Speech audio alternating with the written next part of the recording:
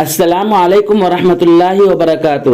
دوستو، میں نفیس اکبر قاسمی، سارے جہاں سے اچھا ہندوستاں ہمارا، یہ ڈاکٹر علامہ اقبال صاحب کا ہندی ترانہ ہے۔ اس ترانے کو ہندوستان بھر کے مکاتب، مدارس اور اسکولوں میں طلباء جھوم جھوم کر پڑھتے ہیں۔ کیا اس ترانے کو پڑھنے سے مکہ اور مدینہ شریف کی بے حرمتی ہوتی ہے؟ کیونکہ اس ترانے میں کہا گیا ہے سارے جہاں سے اچھا ہندوستاں ہمارا، یعنی مکہ اور مدینہ سے بھی ہندوستان اچھا ہے۔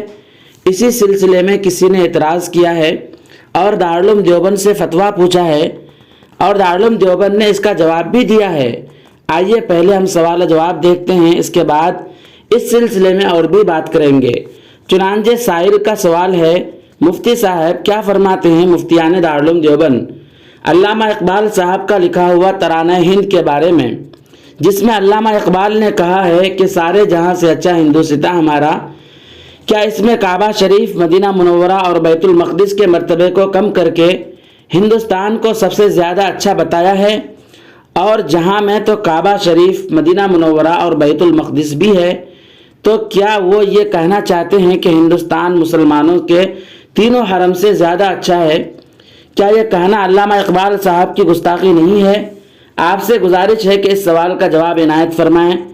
ناظرین، دارالعلوم دیوبند کا جواب سنیے۔ بسم اللہ الرحمن الرحیم۔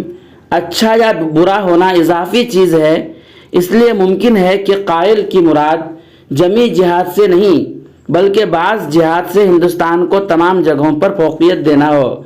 نیز اس ترانے کا مقصد یہ بھی ہو سکتا ہے کہ ہندوستان کی تعریف میں مبالغہ کیا جائے، نہ کہ تمام مقامات پر اسے فی الواقع فوقیت دی جائے۔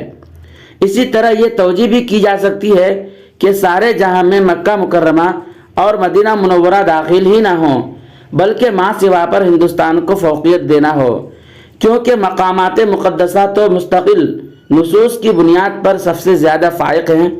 بہرحال کسی کلام کی توجیہ کی مراد متعین کرتے وقت متکلم یعنی قائل کے احوال کو پیش نظر رکھنا ضروری ہوتا ہے، اور ظاہر ہے کہ علامہ اقبال سے توقع نہیں کی جا سکتی ہے کہ وہ ہندوستان کو مکہ و مدینہ سے بھی افضل قرار دیں گے۔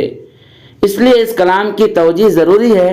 صرف کلام کے ظاہر کو دیکھ کر متکلم یعنی علامہ اقبال مرحوم کو گستاخ ٹھہرانا درست نہیں۔ واللہ تعالی عالم۔ دارالفتہ دارالعلوم دیوبند۔ دوستو، مکہ مکرمہ اور مدینہ منورہ یقیناً ہندوستان سے کہیں زیادہ افضل ہے۔ یہ ہمارا یقین ہی نہیں بلکہ ایمان ہے۔ وہاں پر مرنا قسمت والوں کو ہی مقدر ہوتا ہے۔